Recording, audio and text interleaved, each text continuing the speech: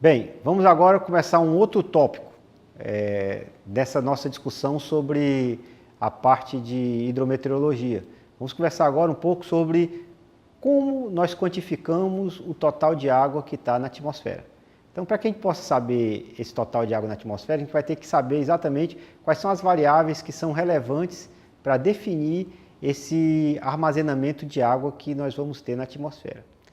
A primeira variável, a variável de grande relevância na definição dessa quantidade de água que vai ter na atmosfera é a temperatura.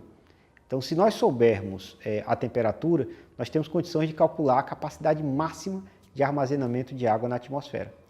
E eu vou dizer para vocês o seguinte, que temperaturas mais elevadas, elas tendem a atmosfera com temperaturas mais elevadas, elas vão tender a ter uma capacidade de armazenamento maior do que atmosferas com temperaturas mais baixas.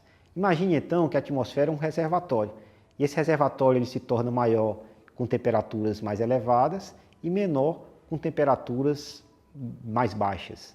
Então, temperaturas maiores, a atmosfera consegue reter mais água, e temperaturas mais baixas, ela consegue reter menos água. Então, esse é o primeiro fator, e um fator de extrema importância. Então, isso vai fazer, por exemplo, com que atmosferas próximas à região equatorial consigam reter mais água do que atmosferas que estão próximas aos polos. Próximo aos polos, a atmosfera está mais fria, retém menos água. Próximo ao Equador, atmosferas estão mais quentes, retém uma quantidade maior de água. Por conta disso, inclusive, é que você vai ter chuvas mais intensas próxima à região equatorial do que nos polos. As grandes intensidades de chuva vão estar exatamente nas regiões tropicais do planeta. Por conta de quê? Próximo ao Equador, a atmosfera vai ter, então, a capacidade de armazenamento de água maior em função dessa temperatura. Então, como ela tem mais água, quando ela se instabiliza, nós vamos discutir esse conceito de instabilidade atmosférica mais à frente, quando ela instabiliza, vai ter, então, uma quantidade de água maior para precipitar desse reservatório atmosférico no Equador do que no polo. Isso em função de quê? A temperatura é um fator chave para definir a quantidade de água que é passível de armazenar na atmosfera. E essa quantidade de água que vai ser armazenada na atmosfera, ela não varia linearmente. Na realidade, nós vamos ter aqui uma variação exponencial dessa quantidade. Ou seja, a gente vai ter aqui o crescimento a variação de 1 grau de temperatura próximo a zero e próximo a 30 graus Celsius, eles vão ter impactos diferentes na quantidade de água passível de ser armazenada na atmosfera. 1 grau a 30 graus, um aumento de 1 grau a 30 graus Celsius vai produzir uma capacidade de armazenamento muito maior do que a variação de 1 grau próximo a 0 grau. Por conta de quê? De que a gente vai ter, então, uma equação, uma variação exponencial da pressão, da quantidade de água armazenada na atmosfera com a temperatura. A variável que a gente tem para medir essa quantidade de água que está na atmosfera, normalmente a gente utiliza o conceito de pressão parcial de vapor, para poder fazer essa estimativa. E o que é a pressão parcial de vapor? Pressão parcial de vapor é exatamente a pressão feita só pela água que contém na atmosfera. Quando a gente fala em pressão parcial de vapor, é porque vai existir uma pressão total na atmosfera. E pela lei de Dalton, a gente pode dizer que a pressão total na atmosfera ela é a soma das pressões parciais de cada um dos componentes, gases ou vapores que se encontram na atmosfera. Então, a pressão parcial de vapor é exatamente a componente da pressão atmosférica associada à água, associada à umidade do ar. Existem outras possibilidades para que nós possamos quantificar essa água na atmosfera, como é o caso da umidade relativa, tá certo? Existem outras possibilidades, mas a gente utiliza frequentemente a pressão parcial de vapor. Por quê? Porque a umidade relativa, quando eu vou estar fazendo a medição, por exemplo, da massa de ar sobre o volume de ar que ela ocupa, ela pode se tornar uma forma de avaliação muito ineficiente, em função de que quando o ar, uma parcela de ar que está próxima à superfície vai ter um volume, essa mesma parcela de ar, se ela sobe, ela vai ocupar um espaço maior em função da pressão ambiente ser diferente próximo à superfície e em mais altos níveis.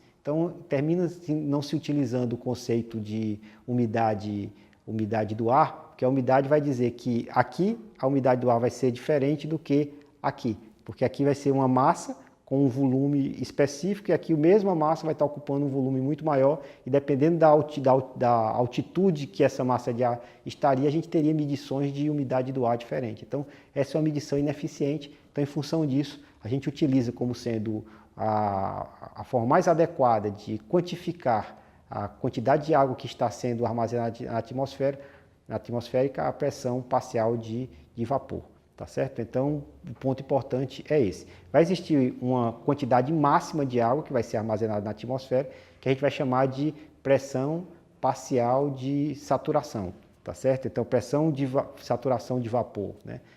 Que a gente normalmente representa pela letra E e ES. Tá certo? Que é a pressão parcial de vapor de saturação, que seria a quantidade máxima de água que seria retida na atmosfera numa dada temperatura. Nem sempre a atmosfera vai ter essa quantidade máxima de água, pode ter uma fração menor.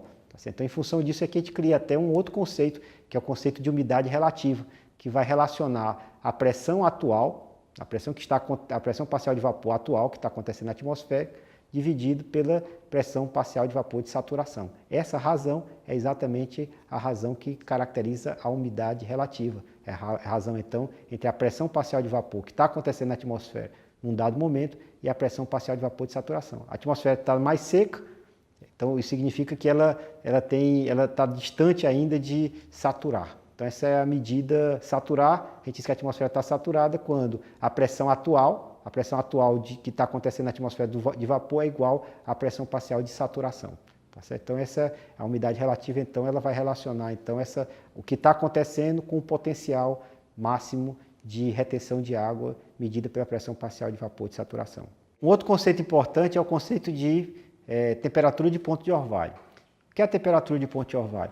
Temperatura de ponto de orvalho é aquela temperatura em que, se você tiver uma parcela de ar com uma certa pressão parcial de vapor e você resfriar essa parcela de ar, for resfriando essa parcela de ar, vai chegar um momento em que a pressão parcial de vapor atual da parcela é igual à temperatura da pressão parcial de vapor de saturação. Quando você resfria e a pressão atual torna-se igual à pressão parcial de vapor de saturação, aquela temperatura, essa temperatura é chamada de temperatura de ponto de orvalho. Então esse é um fator extremamente importante. Essa temperatura é uma variável extremamente relevante quando a gente está analisando aqui a quantidade de água que está na atmosfera, e tem a ver inclusive mais na frente a gente vai ver que tem a ver até muito significativamente com a ocorrência da precipitação, da chuva. Por quê? Porque a temperatura de ponto de orvalho, então, é a temperatura em que você resfriou a parcela de ar e aquela umidade atual da parcela de ar é exatamente a umidade de saturação. E qual a relevância disso? A relevância disso é a seguinte: se você continuar resfriando essa parcela de ar, a atmosfera não vai mais conseguir reter toda a água que tem na atmosfera.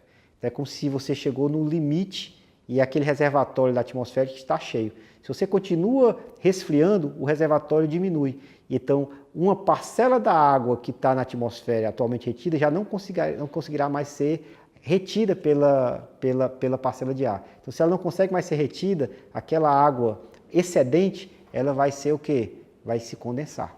Tá certo? Então, a temperaturas menores do que a temperatura de ponto de orvalho, a atmosfera não conseguirá mais reter toda a água que atualmente está contida na parcela de ar, e aí vai existir um processo aqui de condensação. A água vai deixar a sua forma de vapor e vai se tornar água na forma líquida. Então, essa temperatura de ponto de orvalho vai ser uma variável relevante quando nós estivermos discutindo, no próximo módulo, quando nós estivermos discutindo a formação da chuva.